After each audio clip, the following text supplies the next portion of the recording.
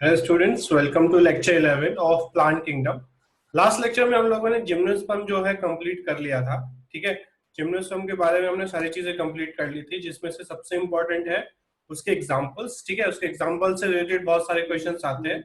अब हमको आगे चलना है, जो कि हम लोग स्टार्ट करेंगे यहाँ पर अबाउट एंजियोस्पर्म। अब देखिए, एंजियोस्पर्म के बारे में हम लोग यहाँ पे बहुत बेसिक जो है पढ़ने वाले हैं।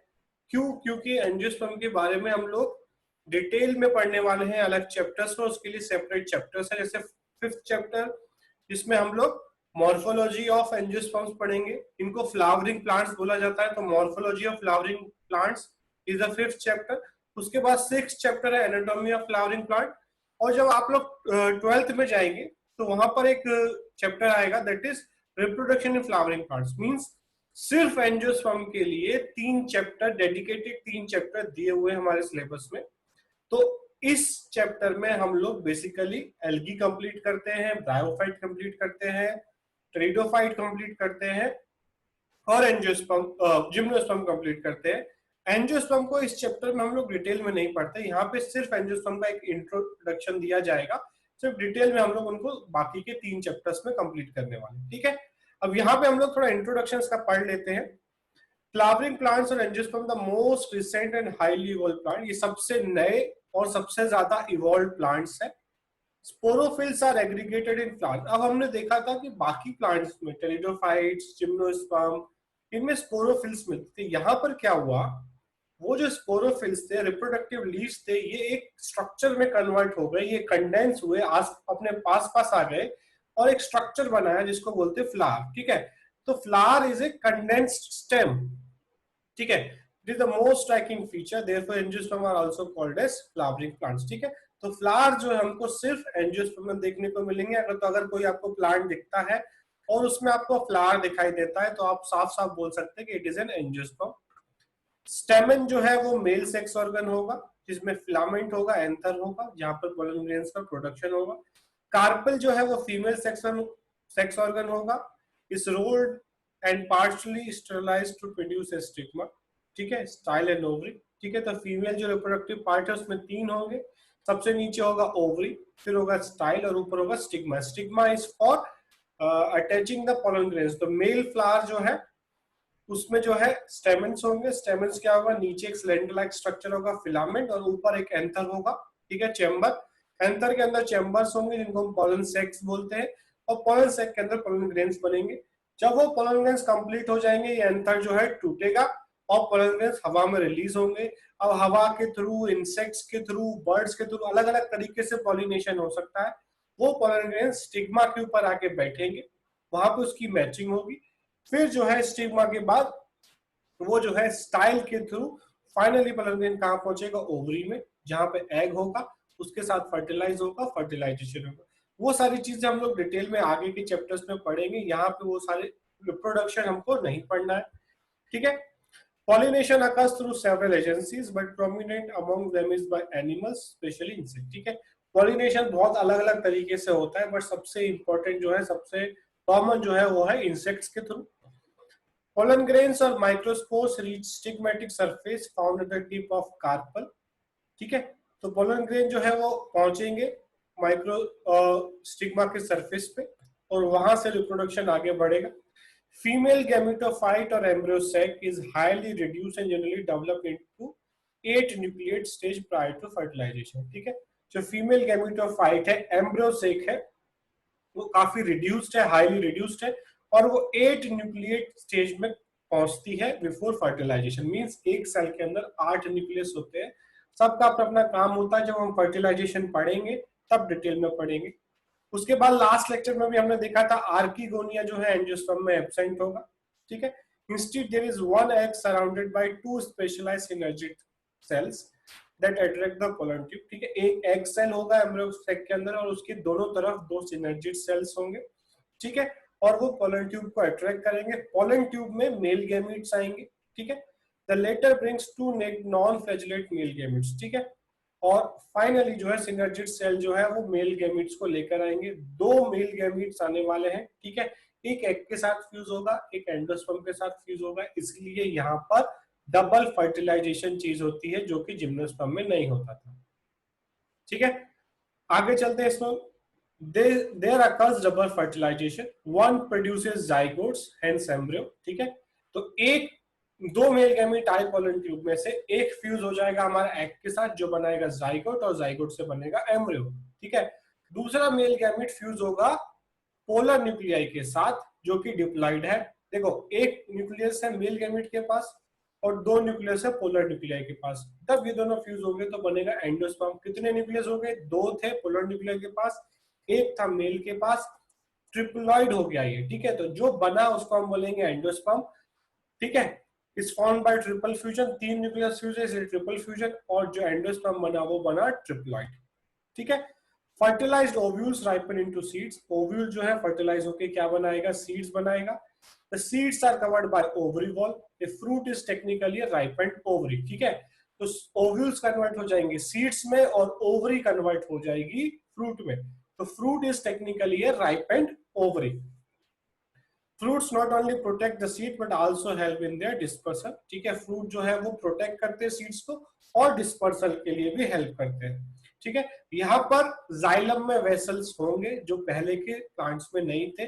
फ्लोएम में जो है सीड ट्यूब्स होंगे और कंपेनियन सेल्स होंगे। Means they have the most advance type of xylem and phloem जो कि बाकी के प्लांट्स के पास नहीं। ठीक है, ये सबसे एडवांस प्लांट्स है इसलिए इनके पास सबसे एडवांस सिस्टम्स है। Angiosperms are divided into two subgroups, dicot and monocots, mainly on the basis of embryonic leaves or cotyledon. तो cotyledon के बेसिस पे दो पार्ट में डिवाइड किया हुआ है, जिसमें दो cotyledon देखने को मिलता है हमें, सीड हम देख के पहचान सकते हैं, वो डाइकोट, जिसमें एक देखने को मिलता है वो मोनोकॉट। ठीक है, तो यहाँ पर हम लोग बेसिक डिफरेंस देख लेते हैं डाइकोट्स और मोनोकॉट्स के बीच में। Seeds usually have two cotyledons, seeds के अंदर दो कॉटिलेडन देखने को मिलेंगे, दो पार्ट जिसे देखने को मिलेंगे, आप देख सकते हो खुद से। Seeds contain one cotyledon. Flowers are generally pentamerous और टेट्रामेरस। ठीक है, फ्लावर जो है वो पेंटामेरस मतलब पांच उसमें जो है पेटल्स होंगे या चार होंगे, और फ्लावर्स आर यूजुअली ट्राइमरस। ठीक है, तीन जो है उसमें पेटल होंगे। Leaves are not veined with reticulate venation with few exception. ठीक है, डाइकोट्स जो है वो उसमें रेटिकुलेट वेनिशन देखने को हमें मिलेगा। रेटिकुलेट वेनिशन मींस बीच में एक मिड रिब होगी और उसमें से साइड में से जो वीन्स निकलेंगे, जो कॉमन लीव्स हम लोग ड्रॉ करते हैं बचपन से, बीच में एक मिड रिब बनाते हैं और उसमें से वीन्स निकालते हैं, दैट इज रेटिकुलेट वेनिशन। ठीक है, और मोनोकॉट्स में जो है पैरेलल वेनिशन देखने को मिलेगा।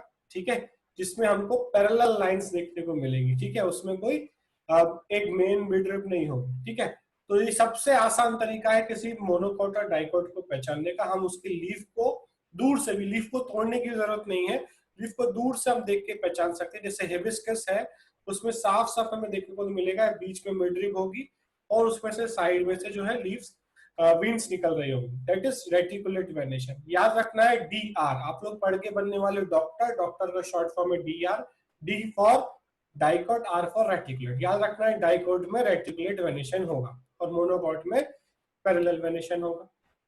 उसके बाद primary root often long lived forming tap root system. Primary root जो है वो काफी टाइम तक रहेगी और टैप रूट सिस्टम बनाएगा। एडवेंटिशियस रूट अगर इन सम केसेस, कुछ केसेस में एडवेंटिशियस रूट्स देखने को मिलेंगे।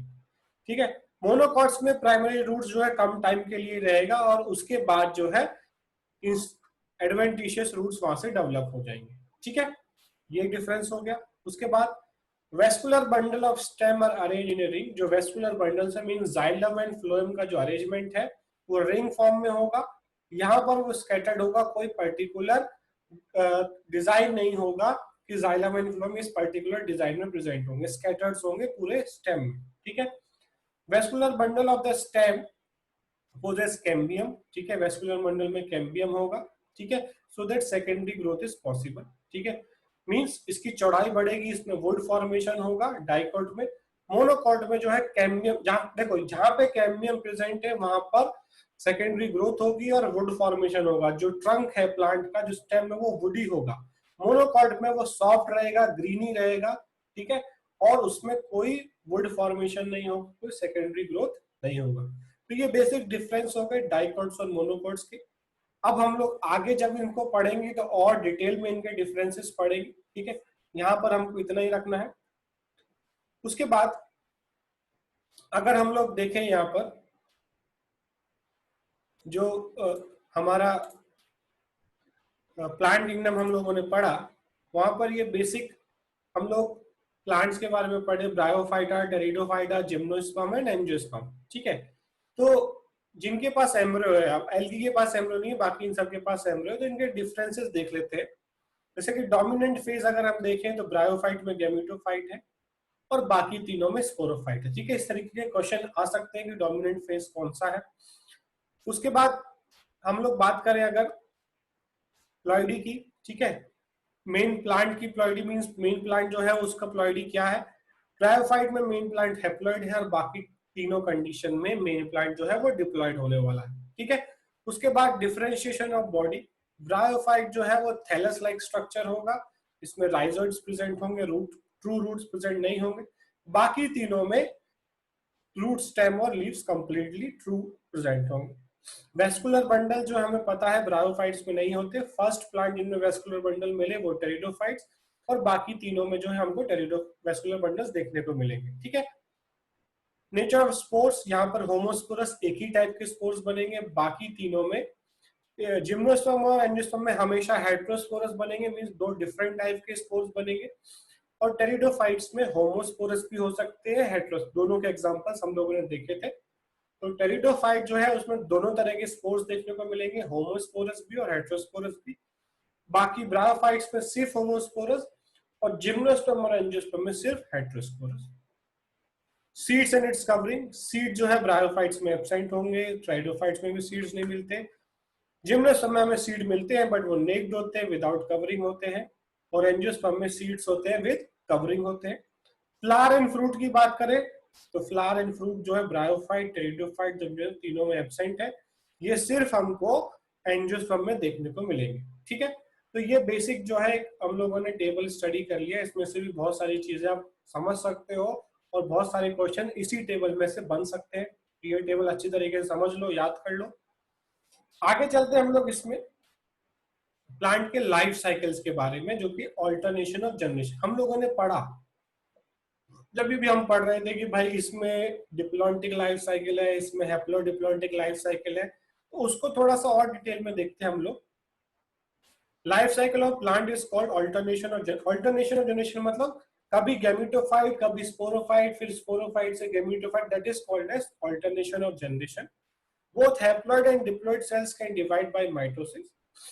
This ability leads to formation of different plant bodies. ठीक है, haploid gamete producing plant and diploid spore producing plant. ठीक है, तो गैमेटोफाइटिक प्लांट भी हमें मिलेंगे और स्पोरोफाइट, गैमेटोफाइटिक प्लांट होता है ब्रायोफाइट्स में और बाकी सब में स्पोरोफाइट प्लांट होता है।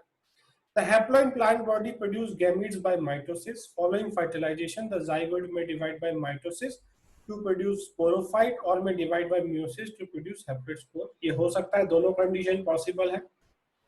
Haploid spores in turn divide mitotically to produce gametophyte. Mitosis होगा, gametophyte बनेगा.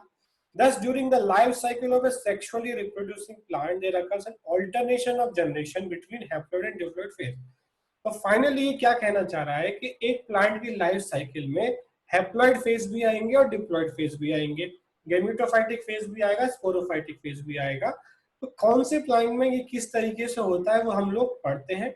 ये बेसिकली जो है तीन तरह का होता है, हैप्लॉन्टिक, डिप्लॉन्टिक, या फिर हैप्लॉन्टिक, फर्स्ट हैप्लॉन्टिक है, दूसरा डिप्लोहैप्लॉन्टिक और थर्ड होगा डिप्लॉन्टिक। ठीक है, तो तीन तरीके के लाइफ साइकिल हमें देखने को मिलते हैं। फर्स्ट हम लोग स्टार्ट करते हैं from haplontic. It is characterised by the dominance of haplophyte, मतलब इसमें जो है लाइफ में बेसिकली सबसे डोमिनेंट होगा वो हैप्लॉइड फेज होगा। मींस अगर मान लो उसकी 10 साल की लाइफ है तो 8 से 9 साल जो है वो हैप्लॉइड फेज रहने वाला है, सिर्फ 2 साल के लिए जो है डिप्लॉइड फेज आने वाला है। ये मैं सिर्फ एक एग्जांपल के तौर पे बता रहा हूं आपको कि मोस्ट ऑफ द टाइम जो है वो हैप्लॉन्टिक फेज रहेगा, हैप्लॉइड फेज रहेगा। The plant body is gametophyte and independent. Plant body जो है यहाँ पर gametophyte कहलाएगी और independent होगी। The sporophyte is dependent on gametophyte. जो sporophyte बनेगा वो gametophyte पे dependent रहेगा and not a free living body. Sporophyte free living यहाँ नहीं होगा, पूरी तरीके से gametophyte पे dependent होगा। The major part of life is dominated by gametophyte. ठीक है, तो हमें पता है कि मेजर पार्ट जो है वो गैमेटोफाइट का होगा। इसके एग्जांपल्स का एग्जांपल्स के क्वेश्चन आएंगे। Majority of green algae, Chlamydomonas, Ulothrix, Spirogyra. ठीक है, मेजॉरिटी ऑफ ग्रीन एल्गी में हमें हैप्लॉन्टिक लाइफ साइकिल देखने को मिलेगा। ठीक है, तो ये जो है आपको डायग्राम बना भी लेना है और इसके एग्जांपल्स याद कर लेने हैं। उसके बाद आता है डिप्लोहैप्लॉन्टिक या हैप्लोडिप्लॉन्टिक, मीन जिसमें दोनों आधा आधा दोनों फेज होंगे, आधा डिप्लॉन्टिक होगा आधा हैप्लॉन्टिक होगा। It is characterised by existence of both sporophyte as well as gametophyte. ठीक है, यहाँ पर अगर हम देखें both of them are photosynthetic multi cell bodies. ठीक है, दोनों जो है फोटोसिंथेटिक होंगे, मल्टी सेल्ड होंगे, often free living with two nearly equal phases. ठीक है, दोनों फ्री लिविंग होंगे और दोनों इक्वली डिवाइड होंगे। If sporophyte and gametophytes are morphologically different, the life cycle is termed as diplohaplontic. अब स्पोरोफाइट और गैमेटोफाइट दोनों मॉर्फोलॉजिकली डिफरेंट होंगे, देखने में अलग अलग दिखेंगे, इसलिए इसको हम लोग डिप्लोहैप्लॉन्टिक बोल देंगे। एग्जांपल्स इसके all bryophytes, all pteridophytes and some algae. देखो एल्गी जो है वो हैप्लॉन्टिक में भी थी, हैप्लोडिप्लॉन्टिक में भी होगी और एल्गी जो है तीनों साइकिल्स में मिलेंगे हमको। एल्गी के एग्जांपल्स तीनों तरीके के मिलेंगे, बट हैप्लोडिप्लॉन्टिक में सारे टेरिडोफाइट्स आगे, सारे ब्रायोफाइट्स आगे। ठीक है, तो याद रखना है all bryophytes performs haplodiplontic life cycles, all pteridophytes perform haplodiplontic life cycle. ठीक है, उसके बाद कुछ एल्गीज, ब्राउन एल्गीज, लेमिनेरिया और कैल्प जो है उसमें हैप्लोडिप्लॉन्टिक लाइफ साइकिल मिलेगा। लास्ट में हमने देखा था कि हैप्लॉन्टिक में कुछ ग्रीन एल्गी आ रहे थे। ठीक है, तो एल्गी जो है वो हर जगह है थोड़ा थोड़ा। If the two phases are morphological identical then the life cycle is termed as diplohaplontic. ठीक है, समझ गए? अगर दोनों फेज सेम है तो डिप्लोहैप्लॉन्टिक आइसोमॉर्फिक बोलेंगे, और अगर दोनों फेज अलग अलग है मॉर्फोलॉजिकल में दिखने में, गैमेटोफाइट अलग है, स्पोरोफाइट अलग है, तो डिप्लोहैप्लॉन्टिक हेटेरोमॉर्फिक।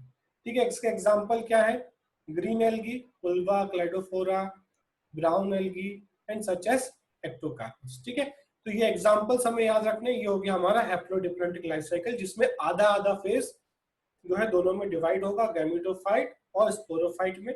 ठीक है, यहाँ पर हम देख रहे हैं गैमेटोफाइट जो है वो हैप्लॉइड कंडीशन में और स्पोरोफाइट जो है वो डिप्लॉइड कंडीशन में, दोनों आधा आधा डिवाइडेड है यहाँ पर। थर्ड हमारा यहाँ पर आता है डिप्लॉन्टिक। ठीक है, जिसमें हैप्लॉन्टिक का उल्टा है, यहाँ पे मेजरली जो डोमिनेंस है वो डिप्लॉइड रहेगा। ठीक है, वहां पर पूरे मेजर डोमिनेंस जो है वो हैप्लॉइड फेज का था, यहाँ पे डिप्लॉइड फेज का रहेगा। ठीक है, it is corrected bye dominance of Diplo phase. Plant body sporophyte, यहाँ पे अगर हम देखें पहले वाले में, यहाँ पर जो है प्लांट बॉडी गैमेटोफाइट है और एन कंडीशन जो है वो डोमिनेंट है। ठीक है, डिप्लॉन्टिक में देख रहे हैं हम लोग 2n कंडीशन डोमिनेंट है, प्लांट बॉडी जो है वो स्पोरोफाइट है। Plant body sporophyte which is independent and free living. The gametophytes are extremely reduced and are dependent physically as well as nutrition on the sporophyte. Gametophyte phase बहुत छोटा है और वो डिपेंडेंट होगा स्पोरोफाइट के लिए फिजिकली और न्यूट्रिशन के लिए भी। The major part of life cycle enjoyed by the sporophyte, major part जो है लाइफ साइकिल का वो स्पोरोफाइट होगा। इसमें सारे एंजियोस्पर्म आ जाएंगे, सारे जिम्नोस्पर्म आ जाएंगे, कुछ डाइएटम्स, कुछ ब्राउन एल्गी जैसे फिकस एंड सार्गेसम। ठीक है, तो एल्गी जो है वो हैप्लॉन्टिक में भी है, डिप्लॉन्टिक में भी और हैप्लोडिप्लॉन्टिक में भी है। ठीक है, तो डिप्लॉन्टिक में मेजरली क्या है? सारे जिम्नोस्पर्म और सारे एंजियोस्पर्म। हैप्लोडिप्लॉन्टिक में सारे ब्रायोफाइट्स और सारे टेरिडोफाइट्स, और एल्गी जो है वो सब में थोड़ा थोड़ा एग्जांपल्स है।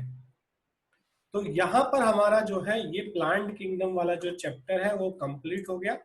ठीक है, अब हम लोग जो है नेक्स्ट चैप्टर स्टार्ट करेंगे। यहाँ तक आप नोट्स बना लीजिए, जैसे ही आपका चैप्टर कंप्लीट होता है आप नोट्स बना के उसका पीडीएफ बना के मेरे को भेज दीजिए। ठीक है, नोट्स सब लोग प्रॉपर बनाइए, सारे पॉइंट्स को इंक्लूड कीजिए, इंपॉर्टेंट पॉइंट्स को हाईलाइट कीजिए, अंडरलाइन कीजिए। डायग्राम जो है, फ्लो चार्ट जो है उनको जरूर बनाइए। ये जो लाइफ साइकिल्स है इनके तीनों के डायग्राम बनाना कंपलसरी है। ठीक है, इसको याद भी करना है और एग्जांपल्स बहुत इंपॉर्टेंट है। ठीक है, अब हम लोग आगे चलते हैं इसमें। ठीक है, और हम लोग नेक्स्ट क्लास से जो है नेक्स्ट चैप्टर स्टार्ट करेंगे। ठीक है, थैंक यू।